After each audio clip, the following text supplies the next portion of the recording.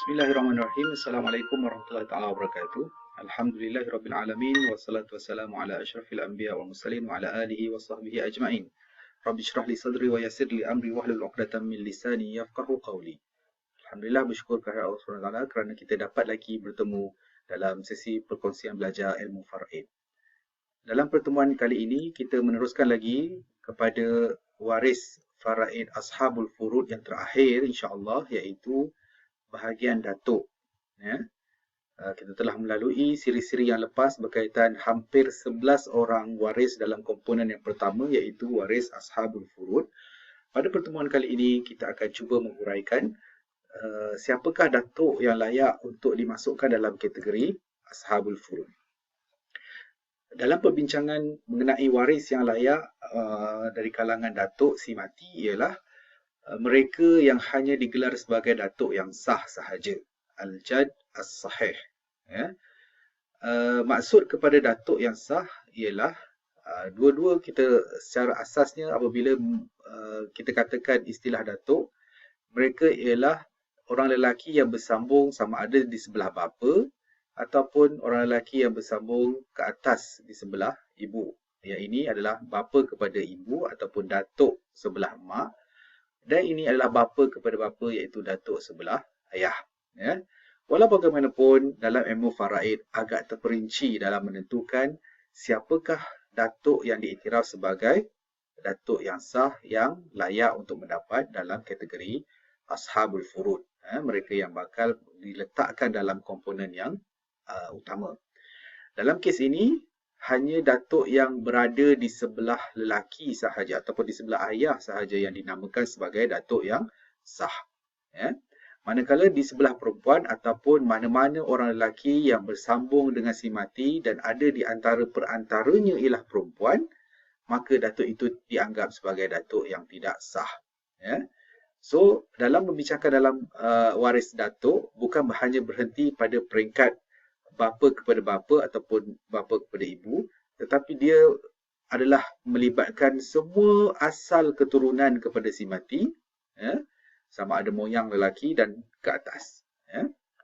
So, dalam membicarakan, sekali lagi, datuk yang sah hanya mereka yang bersambung dengan si mati di sebelah bapa sahaja, manakala datuk yang tidak sah hanya layak menerusi hukum zawil arham. Sebenarnya dalam membincangkan dalil berkaitan dengan datuk, hampir kebanyakan ulama mengatakan datuk mengambil tempat bapa ataupun sebagai waris ganti kepada bapa. Oleh yang demikian, kebanyakan dalil yang mencerita tentang bahagian bapa juga terpakai kepada bahagian faraid datuk. Cuma di sana terdapat juga beberapa hadis Nabi SAW yang menerangkan bahagian datuk, antaranya an Imran bin Husain qal جاء رجل إلى رسول الله صلى الله عليه وسلم فقال إن ابني مات فما لي في ميراثه قال لك السدس. Rawahu Tirmizi. Yang bermaksud daripada Imran bin Husain berkata, seorang lelaki telah datang berjumpa Rasulullah sallallahu alaihi wasallam lalu bertanya, sesungguhnya cucuku iaitu anak lelaki kepada anak lelakiku telah meninggal dunia, maka apakah bahagianku dalam pewarisannya? Lantas Rasulullah sallallahu alaihi wasallam bersabda, bagi kamu 1/6, 1/6. Ya. So ini adalah bahagian yang ditetapkan bagi datuk. Dalam kedudukan datuk sebagai waris yang sah tadi, merupakan antara waris dalam ashabul furud yang agak panjang perbincangannya dari sudut peruntukan ataupun pengiraan hukum faraid. Sebelum kita pergi jauh, pada pertemuan kali ini kita akan cuba membincangkan situasi pertama sahaja.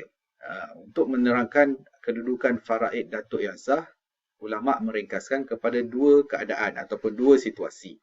Situasi pertama apabila si mati meninggalkan waris iaitu datuk, waris ashabul furud yang pernah kita sebut dalam pertemuan sebelum ini, tanpa wujudnya adik-beradik si mati, tanpa wujudnya saudara lelaki dan saudara perempuan.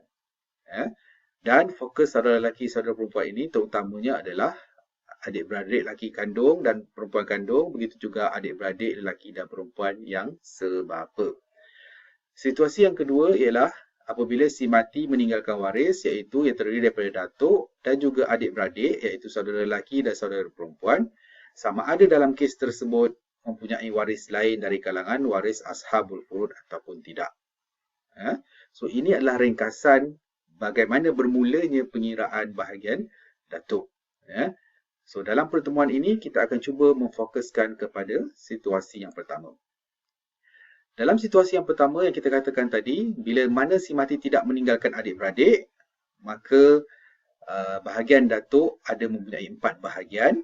3 yang pertama adalah hampir menyerupai ataupun sama keadaan bagaimana seorang ayah memperolehi faraid.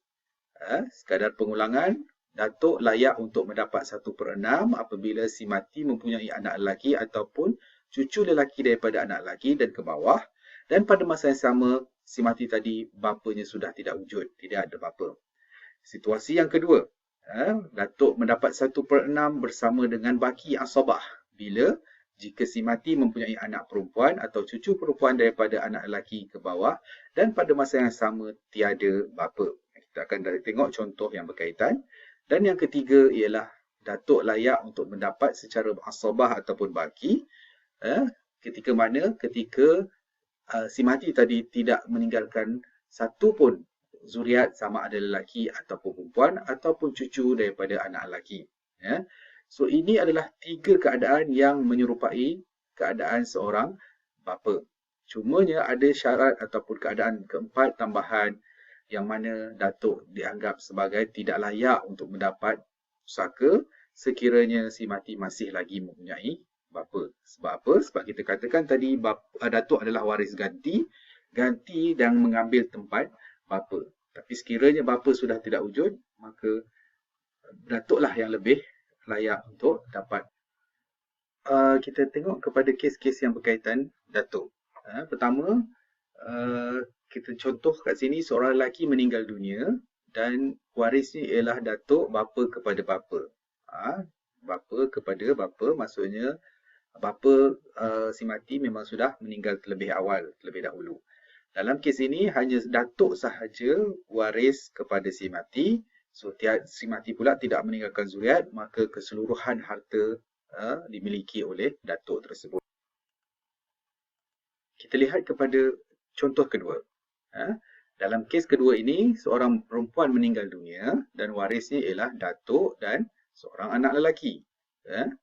Disebabkan si mati meninggalkan zuriat lelaki, maka dalam kes ini fardu ataupun bahagian tetap kepada datuk ialah sebanyak 1/6 sahaja. So dalam kes ini datuk mendapat 1/6 dan anak lelaki mendapat baki.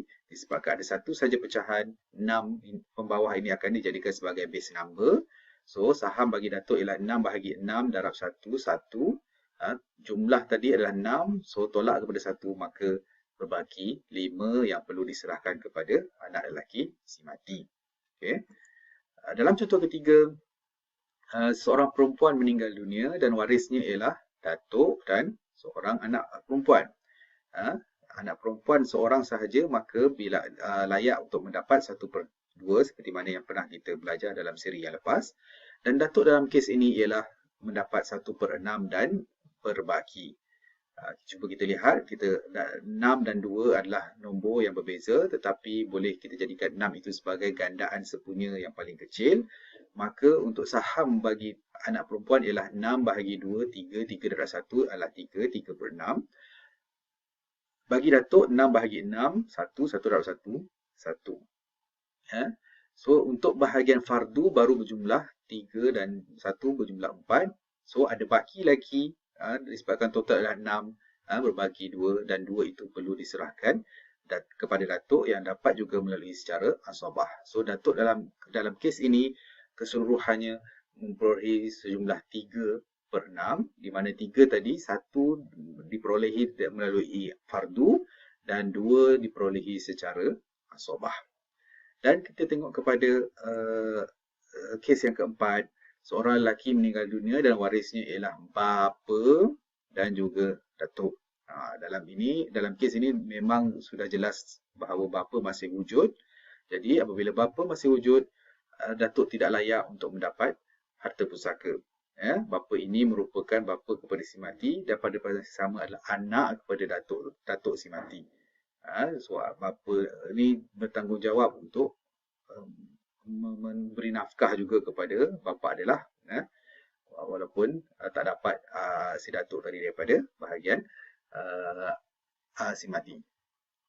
So inilah dia situasi pertama yang menggambarkan dalam kes-kes apabila si mati hanya melibatkan datuk dan juga waris-waris ashabul furud selain daripada adik-beradik si mati, sama ada adik-beradik kandung dan juga adik-beradik sebapa, iaitu ada 4 keadaan, 3 daripadanya menyerupai bapa dan 1 adalah keadaan tambahan iaitu terhalang daripada mendapat pusaka, dan insya-Allah kita akan bersambung pada situasi yang kedua di pertemuan yang akan datang. Alhamdulillah dapat kita bertemu sekali lagi dalam sesi pembelajaran ilmu faraid.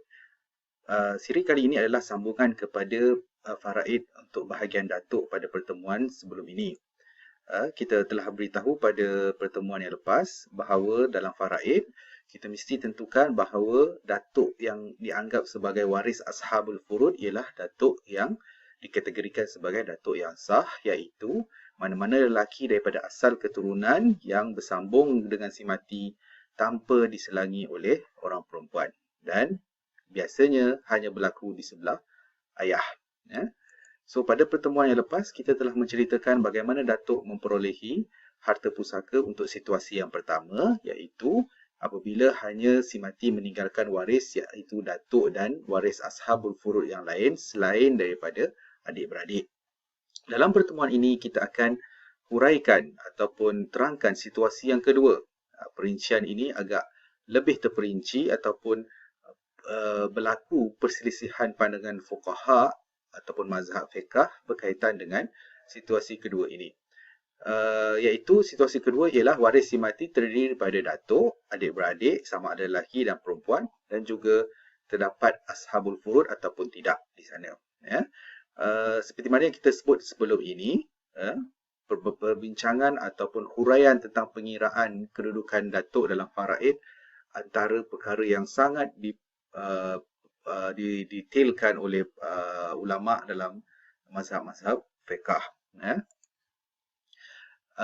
Perkara pertama yang perlu kita ingatkan ialah bahawa perselisihan ini berlaku apabila melibatkan datuk dan juga adik-beradik si mati, sama ada adik-beradik itu seibu sebapa dan juga sebapa. Jika si mati tinggalkan adik-beradik seibu, maka tidak berlaku masalah. Bahkan menjadi kesepakatan di kalangan fuqaha bahawa datuk boleh menghalang adik-beradik seibu daripada mendapat harta pusaka. Kuasa ataupun power seorang datuk sama macam seorang ayah. Dalam isu kali ini ialah apabila si mati meninggalkan adik-beradik seibu sebapa dan sebapa kerana ulama berselisih pandangan. Penyambung kepada si mati di sini adalah bapa. Datuk adalah punca kepada bapa, dan adik-beradik seibu sebapa dan sebapa juga mempunyai perantara yang sama dengan si mati, iaitu bapa. Atas punca perselisihan inilah yang menyebabkan pandangan fuqaha yang wujud di kalangan mazhab fiqh. So apabila kita detailkan untuk situasi yang kedua ini, situasi kedua ini melibatkan datuk dan juga adik-beradik sama ada wujud ashabul furud ataupun tidak. Kita ringkaskan kepada dua pandangan. Pandangan pertama, datuk berperanan untuk menghalang adik-beradik si mati.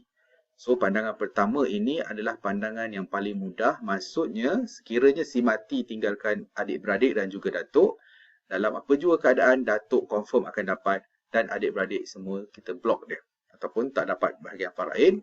Dan pandangan ini pernah dikemukakan oleh Abu Bakar, Ubay bin Ka'ab, Muaz bin Jabal, Aisyah, Abu Hurairah, Abu Darda, Abu Tufail, Abu Musa, Imran bin Husain, Jabir bin Abdullah, Ubadah bin Samit dan Ibnu Zubair.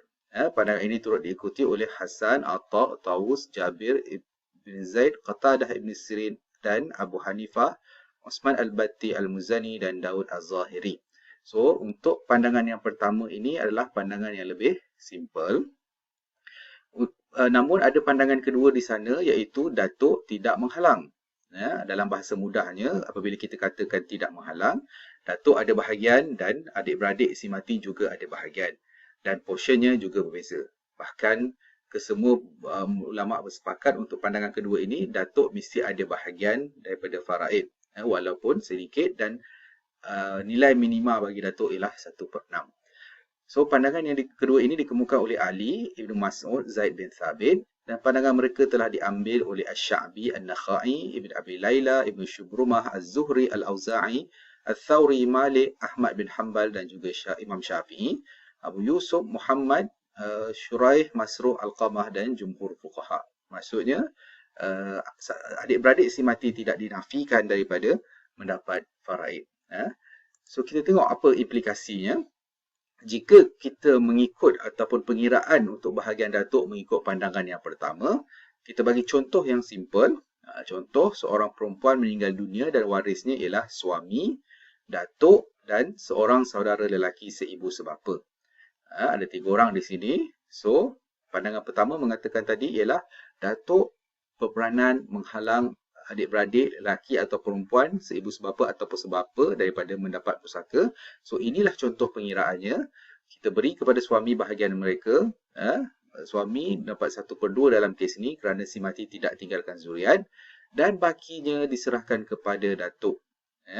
Dan saudara lelaki seibu sebapa tidak mendapat faraid. So, setiap seorang daripada waris mendapat 1/2 dan 1/2. So, pandangan ini lebih simple. Pengiraan dalam kes ini lebih simple, iaitu peranan datuk sangat besar dan adik-beradik si mati tidak akan mendapat faraid. Walau bagaimanapun, mazhab Syafi'i ataupun jumhur fuqaha lebih cenderung kepada pandangan yang kedua seperti mana yang kita sebut tadi, dan di sana juga ada beberapa situasi pengiraan. Kita tengok di sini. Datuk tidak berperanan menghalang saudara lelaki dan perempuan seibu sebapa atau sebapa daripada mendapat faraid. So, dalam pengiraan datuk dan juga adik-beradik tadi, ulama-ulama dalam kategori kedua ini, pandangan kedua ini meringkaskan kepada 2 keadaan. Satu, waris hanya melibatkan datuk dan saudara si mati tanpa waris ashabul furud. Dan kedua, situasi apabila waris terdiri daripada datuk, saudara, maksudnya adik-beradik si mati beserta ashabul furud. 2 ringkasan keadaan ini menyebabkan pengiraan kepada datuk juga berbeza. Bagi situasi pertama, kita tengok kat sini ialah waris hanya datuk dan saudara si mati sahaja tanpa ashabul furud. Menurut pandangan kedua ini, jika terjadinya kes apabila hanya melibatkan datuk dan saudara adik-beradik si mati tanpa ashabul furud yang lain, contoh tiada isteri, tiada suami, tiada anak perempuan dan sebagainya, bahagian datuk ialah nilai terbaik antara 2 pilihan sama ada 1/3 atau al-muqasamah. Istilah al-muqasamah dalam ilmu faraid ialah bermaksud berkongsi. So, dalam pengiraan ini maksudnya tidak kita kena buat 2 pengiraan, kemudian kita bandingkan nilai yang terbanyak antara 2 pengiraan, itulah bahagian yang terbaik untuk datuk. Cuba kita lihat dalam kes ini. Contoh, si mati meninggalkan datuk dan seorang saudara lelaki seibu sebapa. Pengiraan pertama, kita buat seperti biasa, datuk diperuntukkan 1/3, maksud kepada sama ada 1/3 di sini, dan berbaki itu diberikan kepada saudara lelaki. So, di sini 1/3 untuk datuk, maknanya total adalah 3, so bakinya adalah 2/3. Ini pengiraan secara 1/3. Kemudian kita buat pengiraan kedua secara muqasamah. Maksud muqasamah tadi adalah berkongsi. Bila kita kata berkongsi, kita tengok kepada bilangan kepala di sini.